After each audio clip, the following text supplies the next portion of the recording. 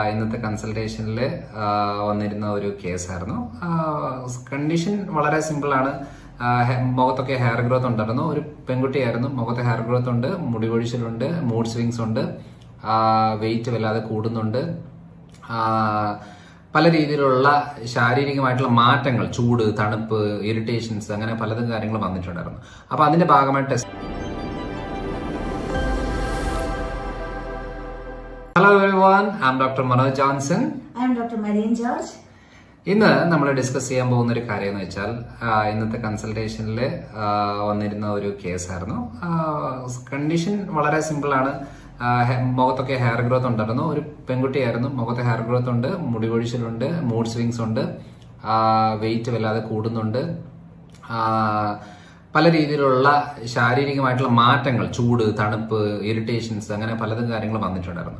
അപ്പൊ അതിന്റെ ഭാഗമായി ടെസ്റ്റ് ചെയ്ത് നോക്കിയപ്പോൾ അവർക്ക് ടെസ്റ്റ് ചെയ്ത് കൊടുത്തതിന്റെ മെയിൻ ആയിട്ട് നമ്മളൊരു ഫൈനലൈസ് ചെയ്തത് PCOD എന്ന് പറയുന്ന ഒരു കണ്ടീഷനാണ്. അപ്പൊ PCOD എന്ന് പറയുന്ന ഒരു കണ്ടീഷന്റെ രീതികൾ, അതായത് അതൊരു രോഗമാണോ, അല്ലെങ്കിൽ രോഗാവസ്ഥയാണോ, അല്ലെങ്കിൽ ശാരീരികമായിട്ടുള്ള ഒരു അവസ്ഥയാണോ, എന്താണ് അതിന്റെ റിയൽ കാര്യങ്ങൾ, അപ്പോൾ അതിന് നമ്മൾ എന്തൊക്കെയാണ് ചെയ്യേണ്ടത്, ഏത് രീതിയിലാണ് അതിനെ പ്രിക്കോഷൻ ചെയ്യേണ്ടത്, ഇത് പൂർണ്ണമായിട്ട് നമുക്ക് മാറ്റിയെടുക്കാൻ പറ്റുമോ, അല്ലെങ്കിൽ ഇതിന് എന്തെങ്കിലും മെഡിക്കേഷൻസ് ആവശ്യമുണ്ടോ, മെഡിസിൻസ് അല്ലാതെ ലൈഫ് സ്റ്റൈൽ മോഡിഫിക്കേഷനോ സപ്ലിമെന്റ്സ് കൊണ്ട് മാത്രം ഇത് സാധിക്കുമോ, ഡയറ്ററി മോഡിഫിക്കേഷൻസ് ആവശ്യമുണ്ടോ എന്നുള്ള കാര്യങ്ങളാണ് നമ്മൾ ഇന്ന് ഡിസ്കസ് ചെയ്യുന്നത്. ഈ കാര്യത്തിൽ എക്സ്പെർട്ട് ആയിട്ടുള്ള ഡോക്ടർ മരിയൻ ജോർജിനെയാണ് ഞാനിത് ഇൻവൈറ്റ് ചെയ്യുന്നത്. ഈ കാര്യം ഓഡിയൻസിലേക്ക്, ഇത് കാണുന്ന പ്രേക്ഷകർക്ക് ക്ലിയർ ആയിട്ട് മനസ്സിലാകാൻ വേണ്ടിയിട്ടാണ് ഈ ഒരു ടോപ്പിക്ക് ഡോക്ടറിനോട് ചോദിച്ച് മനസ്സിലാക്കാനായിട്ട് നമ്മൾ ഈ വീഡിയോ ചെയ്യുന്നത്. അപ്പൊ ഡോക്ടർ, എന്താണ് ഈ PCOD?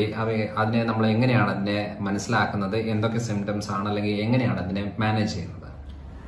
നമ്മൾ പെൺകുട്ടികൾ ഒരു പ്രായം, അതായത് പ്രത്യേകിച്ച് കൗമാര പ്രായത്തില് ചില സമയമാകുമ്പോഴത്തേനും അവർക്ക് പല രീതിയിലുള്ള ബുദ്ധിമുട്ടുകൾ കാണിക്കാൻ തുടങ്ങും. ഒന്നെങ്കിൽ മുടി കൊഴിച്ചിലായിരിക്കാം, ചിലർക്ക് പീരീഡ്സ് അമിതമായിട്ടുള്ള ബ്ലീഡിംഗ് ആയിരിക്കാം, ചിലർക്ക് മാസങ്ങളോളം പീരീഡ്സ് ഇല്ലാതിരിക്കാം, ചിലർക്ക് കഴുത്തിന് ചുറ്റും കറുത്ത നിറം വരിക, പിമ്പിൾസിന്റെ ഒക്കെ പ്രശ്നം കൂടുക, മൊത്തത്തിൽ മൂഡ് ഫ്ലക്ച്വേഷൻസ്, അരിശം, ഇറിറ്റേഷൻസ്, നമ്മളല്ലാതെ ആകുന്ന ഒരു അവസ്ഥ. ചിലരെ സംബന്ധിച്ച് വെയിറ്റ്, അതായത് നമ്മുടെ ശരീരപ്രകൃതി നമ്മൾ ഉദ്ദേശിക്കുന്ന രീതിയിൽ നിൽക്കത്തില്ല. ചിലർക്ക് വെയിറ്റ് അങ്ങോട്ട് അമിതമായിട്ട് കൂടുന്നതായിരിക്കാം, ചിലർക്ക് വളരെയേറെ വെയിറ്റ് കുറയുന്ന അവസ്ഥയായിരിക്കാം. അപ്പൊ ഈ ഒരു രീതി കാണിക്കുമ്പോഴേ നമുക്ക് പ്രതീക്ഷിക്കാം നമ്മുടെ ശരീരത്തില് ഹോർമോണൽ ഇംബാലൻസ് ആണ് കാണിക്കുന്നത്. അത് ചിലപ്പോൾ PCOD ആയിരിക്കാം, ചിലർക്ക് തൈറോയ്ഡ് റിലേറ്റഡ് ആയിട്ടുള്ള ഇഷ്യൂസ് ആയിരിക്കാം. അപ്പൊ നമ്മൾ ബ്ലഡ് ടെസ്റ്റ് ഒക്കെ ചെയ്യുമ്പോൾ എപ്പോഴും എല്ലാവർക്കും നോർമൽ രീതിയിലുള്ള കാര്യങ്ങൾ കാണിക്കും. അപ്പൊ അൾട്രാസൗണ്ട് ചെയ്ത് നോക്കുമ്പോഴായിരിക്കും PCOD ആണ് എന്ന് ഡയഗ്നോസ് ചെയ്യുന്നത്. അപ്പൊ PCOD എന്ന് പറയുമ്പോൾ നമ്മുടെ അണ്ഡാശയത്തിൽ, അതായത് ഓവറിയുടെ മുകളിൽ കാണുന്ന ചെറിയ കുമിളകൾ പോലെ ഇരിക്കും. അതായത് നമ്മുടെ അണ്ടോൽപാദനം ശരിയായിട്ട്, അതായത് പൂർണ്ണ വളർച്ചയിൽ എത്താത്ത അണ്ടം ചെറിയ കുമിളകൾ അല്ലെങ്കിൽ സിസ്റ്റ് രൂപത്തില് നമ്മുടെ ഓവറിയുടെ മുകളിൽ ഇരിക്കുന്നതിനെയാണ് PCOD എന്ന് പറയുന്നത്. ഓക്കെ. അപ്പം ഇത് നമ്മളിപ്പോ PCOD വന്ന ഒരാള് ഇത് എന്താണ് ചെയ്യേണ്ടത്? നെക്സ്റ്റ് സ്റ്റെപ്പ് എന്താണ്? മെഡിസിൻ എടുക്കുന്നതാണോ, അല്ലെങ്കിൽ എന്തെങ്കിലും ഡയറ്ററി മോഡിഫിക്കേഷൻ ആണോ? ഇനിയിപ്പോ ഒരുപക്ഷെ വന്നു കഴിഞ്ഞാൽ വീണ്ടും ഇത് തിരിച്ചു വരുമോ? അതിനെന്തെങ്കിലും പ്രിക്കോഷൻസ് എടുക്കാൻ എന്തെങ്കിലും ഉണ്ടോ? ഉണ്ട്. അപ്പൊ നമ്മൾ PCOD എന്ന് പറയുമ്പോൾ അതൊരു രോഗമായിട്ട് മാത്രം കാണാൻ പറ്റില്ല. കാരണം കുറെ ലക്ഷണങ്ങൾ കൂടി ചേർന്നുള്ള ഒരു അവസ്ഥയ്ക്ക് പറയുന്ന ഒരു പേരാണ് ശരിക്കും PCOD എന്ന് പറയുന്നത്. അപ്പൊ ഇത് ഓരോ പ്രായത്തിലും പല രീതിയിലുള്ള രോഗലക്ഷണങ്ങളായിട്ടായിരിക്കാം കാണിക്കുന്നത്. അപ്പൊ നമ്മളിപ്പോ പറഞ്ഞ പോലെ പെൺകുട്ടികൾ ആദ്യം പീരീഡ്സ് തുടങ്ങുമ്പോൾ അവർക്ക് അതിയായ ഡിസ്മെനോറിയ എന്ന് പറയും, ഭയങ്കര വേദനയായിരിക്കാം. അപ്പം കുറച്ച് നാൾ കഴിയുമ്പോഴത്തേനും പീരീഡ്സിൽ ഇറഗുലാരിറ്റി തുടങ്ങും. ചിലർക്ക് ഒരു മാസത്തിൽ 2 പ്രാവശ്യം ബ്ലീഡിങ് കാണിക്കാം, ചിലർക്ക് പീരീഡ്സ് തുടങ്ങിക്കഴിഞ്ഞാൽ ഭയങ്കര ബ്ലീഡിംഗ് ആയിരിക്കും, ചിലർക്ക് സ്പോട്ടിംഗ് ആയിരിക്കും, ചെറിയ 1-2 തുള്ളികളായിട്ട് പാടെ കാണിക്കും. കുറച്ച് കഴിയുമ്പോൾ കുറച്ച് ദിവസത്തേക്ക് നീണ്ട ബ്ലീഡിംഗ് ആയിരിക്കും, ചിലർക്ക് 1-2-3 മാസത്തേക്ക് പീരീഡ്സ് ഇല്ലാതിരിക്കും. അങ്ങനെ ഉള്ള ബുദ്ധിമുട്ടുകൾ കാണിക്കും. ചിലർക്ക് താടിയിലും മുഖത്തുമൊക്കെ അമിതമായിട്ടുള്ള രോമവളർച്ച കാണിക്കാൻ തുടങ്ങും.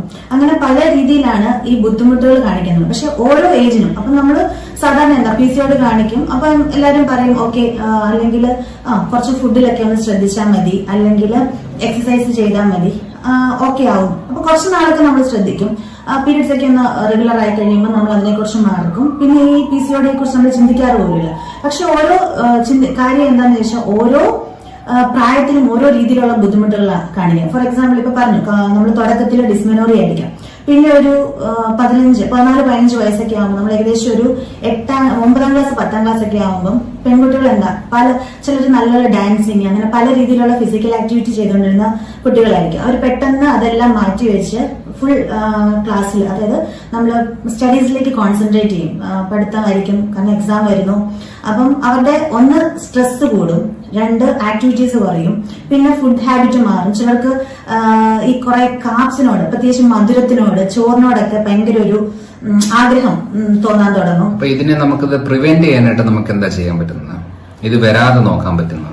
പ്രിവെന്റ് ചെയ്യാന്ന് വെച്ചാൽ പെൺകുട്ടികൾ, അത് ഏത് പെൺകുട്ടി ആരും ആയിക്കോട്ടെ, ചെറുപ്പത്തിലെ തന്നെ നമ്മളൊരു ലൈഫ് സ്റ്റൈൽ മോഡിഫിക്കേഷൻ ആണ് വേണ്ടത്. നമ്മൾ സാധാരണ എന്താ, ഒരു പ്ലേറ്റ് എടുത്ത് ആ പ്ലേറ്റ് നിറച്ച് ചോറും കുറച്ച് കറികളുമാണ് കഴിക്കുന്നത്. അപ്പൊ അതിനകത്ത് രാവിലെയും ഉച്ചയ്ക്കും വൈകുന്നേരം ഒക്കെ നമ്മൾ എടുത്ത് നോക്കിയിട്ടുണ്ടെങ്കിൽ നമ്മുടെ കാർബോഹൈഡ്രേറ്റ്സിന്റെ അളവ് കൂടുതലാണ്. അതിന്റെ കൂടെ നമ്മൾ ചോക്ലേറ്റ്സ് ആയിരിക്കാം, അല്ലെങ്കിൽ ബേക്കറി ഐറ്റംസ് ആയിരിക്കാം.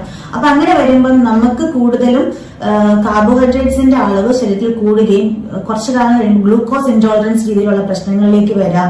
അത് ഇൻസുലിൻ റെസിസ്റ്റൻസ് രീതിയിലേക്ക് വന്ന് പതുക്കെ പെൺകുട്ടികളിൽ വളർച്ച, അതായത് നമ്മുടെ വെയിറ്റ് കൂടുക, അങ്ങനത്തെ രീതിയിലോട്ടൊക്കെയാണ് പോകുന്നത്. അപ്പോൾ ആദ്യമേ തന്നെ ഒരു ഫുഡ് ഹാബിറ്റിൽ എപ്പോഴും നമ്മൾ കാർബോഹൈഡ്രേറ്റ്സ് ഒക്കെ കുറച്ച് പ്രോട്ടീൻസും ഫാറ്റും ഒക്കെ കൂടുതലായിട്ട് ഉൾപ്പെടുത്തി, വൈറ്റമിൻസും മിനറൽസ്, അതായത് ഭക്ഷണങ്ങളാണ് നമ്മൾ ഇതിനകത്ത് ഉൾപ്പെടുത്തേണ്ടത് കൂടുതലായിട്ടും?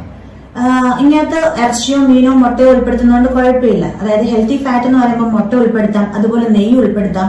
പക്ഷെ ആ സ്ഥാനത്ത് നമ്മൾ ഈ ചോറും നെയ്യും മുട്ടയും അല്ലെങ്കിൽ ചപ്പാത്തിയും എന്നൊക്കെ പറഞ്ഞ് കഴിക്കുമ്പോഴാണ് നമ്മുടെ കൊളസ്ട്രോൾ കൂടുന്നതും ഷുഗർ കൂടുന്നതൊക്കെ ചെയ്യുന്നത്. പകരം നമ്മൾ എല്ലാത്തിലും ഒരു പ്ലേറ്റ് എടുത്താൽ ആ പ്ലേറ്റിനെ 4ആയിട്ട് ഡിവൈഡ് ചെയ്യുകയാണ് ഒന്നാമത് ചെയ്യേണ്ടത്. അപ്പൊ അതിൽ 1/4 പോർഷൻസ് മാത്രമേ നമ്മൾ അന്നജം, അതായത് കാർബോഹൈഡ്രേറ്റ്സ് ഉൾപ്പെടുത്താവുള്ളൂ. ഈ കാർബോഹൈഡ്രേറ്റ്സ് എന്ന് പറയുന്നത് അരി, ഗോതമ്പ്, കപ്പ, കിഴങ്ങ്, അങ്ങനത്തെ റിലേറ്റഡ് ആയിട്ടുള്ള കാര്യങ്ങളാണ്.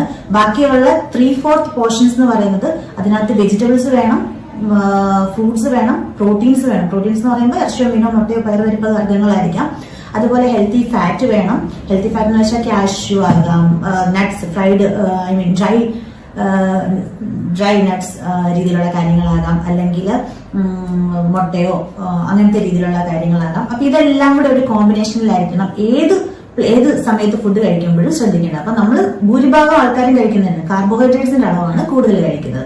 പിന്നെ അത് മാത്രം പോരാ, അപ്പം നമ്മുടെ നല്ലൊരു ഉറക്കം വേണം. ഈ ഉറക്കം കുറഞ്ഞാൽ നമ്മൾ പഠിക്കാനും ഒക്കെ ആവശ്യമുണ്ട്. അപ്പോൾ 6 to 8 hours കണ്ടിന്യൂസ് സ്ലീപ്പ് കിട്ടുന്ന രീതിയിൽ, അത് കൊച്ചു കുട്ടികൾ മുതൽ മുതിർന്നവർ വരെയാണെങ്കിലും ആ ഒരു രീതിയിലുള്ള സ്ലീപ്പിംഗ് പാറ്റേൺ ഫോക്കസ് ചെയ്യണം. അതിന്റെ കൂടെ ഏതെങ്കിലും രീതിയിലുള്ള വർക്കൗട്ട് ചെയ്യണം. നമ്മൾ ഓരോ ദിവസവും കലോറി ഇൻടേക്ക് ചെയ്തുകൊണ്ടിരിക്കുന്നുണ്ട്, പക്ഷെ അത് ബേൺ ചെയ്ത് കളയുന്നില്ല. അപ്പൊ അതിനെന്താ ചെയ്യേണ്ടത്? കറക്റ്റ് ആയിട്ട് നമ്മൾ ഫുഡ് കഴിക്കുക, പ്രോപ്പർ ആയിട്ടുള്ള ന്യൂട്രീഷൻ കൊടുക്കുക, അതിനനുസരിച്ച് അത് ശരീരം ഉപയോഗപ്പെടുത്തുന്ന രീതിയിലുള്ള എക്സസൈസും കൂടെ ഫോക്കസ് ചെയ്തുകൊണ്ട് വേണം ഈ കൂട്ടത്തിൽ പോകാനായിട്ട്. ഇപ്പൊ സാധാരണ രീതിയിൽ നമുക്ക് PCOD ഉള്ള ആളുകൾ, ഇപ്പൊ വെയിറ്റ് ഉള്ള ആളുകളാണെന്നുണ്ടെങ്കിൽ അവരിപ്പം ചിലര് ജിമ്മിൽ പോകാൻ ഇഷ്ടപ്പെടുന്നവരായിരിക്കാം, ചിലര് വാക്കിംഗ് ആയിരിക്കാം, ചിലര് ഈ വെയിറ്റ് ബെയറിംഗ് ആയിട്ടുള്ള എക്സസൈസുകളാവാം. അങ്ങനെ പല ടൈപ്പുകളിലും ഉണ്ടല്ലോ. ഇതിനകത്ത് ഏതാണ് കുറച്ചുകൂടെ നല്ലത്? വെയിറ്റ് ഉള്ള ആളുകൾക്കും PCOD ഉള്ള ആളുകൾക്കും ഏത് ടൈപ്പിലെ എക്സസൈസ് മൊഡ്യൂളാണ് നല്ലത്? അവർക്കൊരു കാർഡിയോ വർക്കൗട്ട് രീതിയിലുള്ള കാര്യങ്ങളാണ് ഏറ്റവും നല്ലത്. അപ്പം സുംബ പോലത്തെ രീതിയിലുള്ള കാര്യങ്ങൾ, ഇപ്പൊ സ്വിമ്മിങ് അറിയാവുന്ന പെൺകുട്ടികളാണ്, സ്വിമ്മിങ് നല്ലൊരു ഓപ്ഷനാണ്. പിന്നെ വർക്കിങ്ങിനേക്കാൾ ഏറ്റവും നല്ലത് ജോഗിങ് രീതിയിലുള്ള വർക്കൗട്ട്, സ്കിപ്പിംഗ് രീതിയിലുള്ള കാര്യങ്ങൾ, അതൊക്കെയാണ് ഈ കൂട്ടത്തിൽ ഫോക്കസ് ചെയ്യേണ്ടത്.